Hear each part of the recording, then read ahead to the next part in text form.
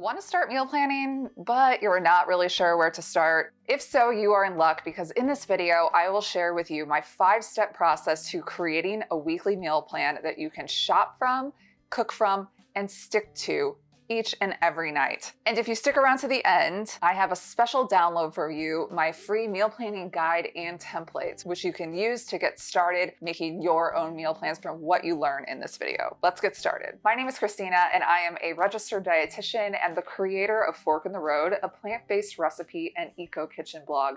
And I truly believe the sustainable living starts in the kitchen. And I think one of the best ways to do that is to start meal planning.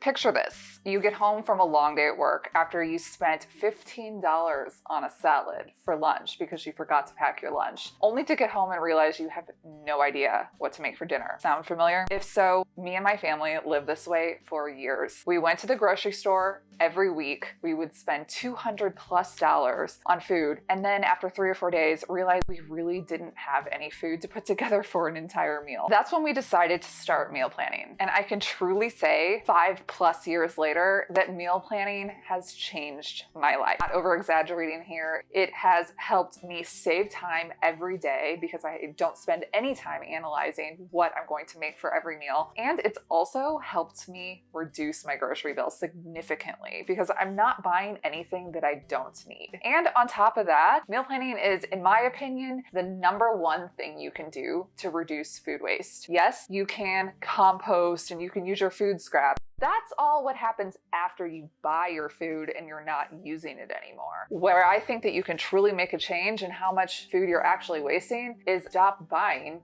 food that you don't need. And you know what helps you stop buying food that you don't need? Meal planning. Let's talk for just a minute about the benefits of creating a meal plan. So as a registered dietitian, I have talked to a lot of people about the benefits of meal planning, and I always hear a few things from people about why they don't want to start. The first reason is they think it's too hard. And I will share with you in this video all the reasons why I truly don't think it's hard. It takes about 15 minutes every single week for me to create my meal plan, and that streamlines my shopping trip significantly. The other reason that people don't want a meal plan is they say that they don't want to get bored with what they want to eat. And to this, I say, I feel you. I used to be someone who felt like meal planning was taking away the adventure and excitement of what I was going to eat every night. But when I really thought about it, it really wasn't that adventurous or exciting to sit in front of my refrigerator and try to piecemeal something together because I didn't buy anything that could make a complete meal. And once I started to actually lean into meal planning, following a meal plan that I actually put together instead of making one and then just doing what I wanted all week long, I realized how much more streamlined my weeks were, how easy my nights felt. So you might be asking, why would I want to go and create a weekly meal plan by hand when there are so many apps and tech tools and programs and meal plans that I could just buy and follow myself? And what I would say to you after working with many people over many years is, have you ever actually followed through on any of those plans? Let's be real. You can go and buy a 1-week or a 1-month meal plan from someone online that created it for you. In fact, I have those available if you truly want them. But there is a power in learning the skill of being able to create your own meal plan that you can follow week after week. You can follow exactly what someone else wants you to eat and says to eat, but that's based on the food that they like to eat. So when you learn the skill of being able to create a meal plan for yourself and for your family, you have the power to then completely tailor that meal plan to you and your family's needs every single week. And that is not something you're going to be able to do from someone else's meal plan that you just bought.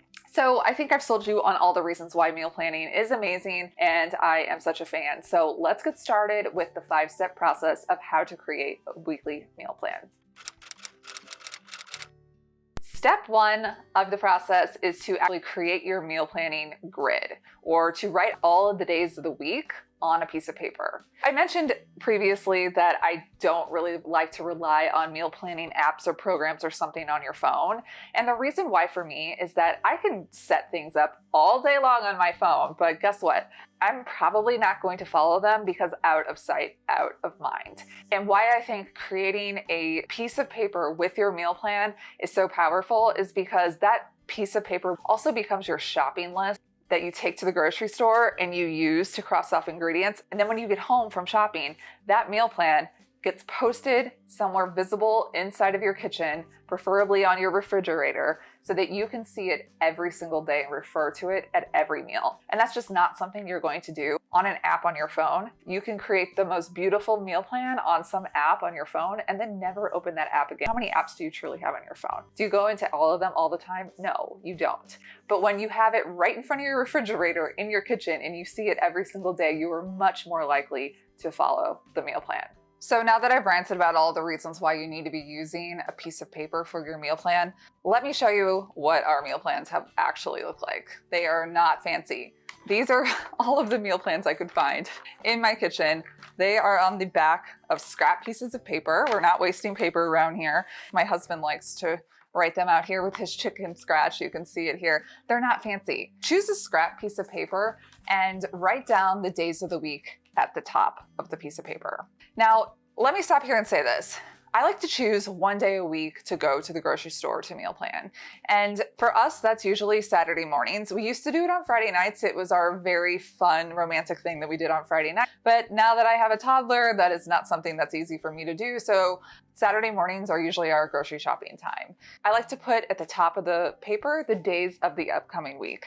So I will start from Saturday and work my way until Friday. You can decide on whatever day is best for you to grocery shop, but I would highly suggest choosing one day that you grocery shop every single week and make it a date for yourself and whoever you're shopping with.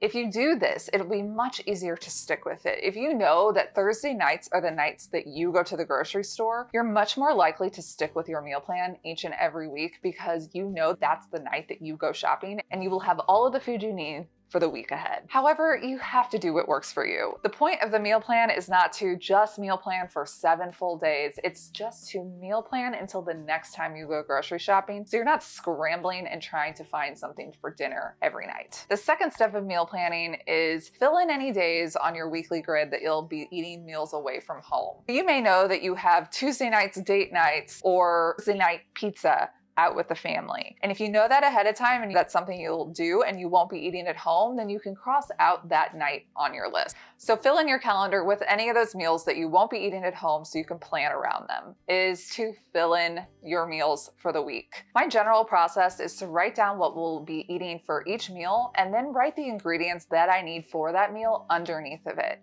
Because this meal plan that you're creating on your piece of paper not only is your meal plan, but it's also your shopping list. Here's a few tips on how to simplify your meal plan. Number one is to streamline your breakfast and your snacks.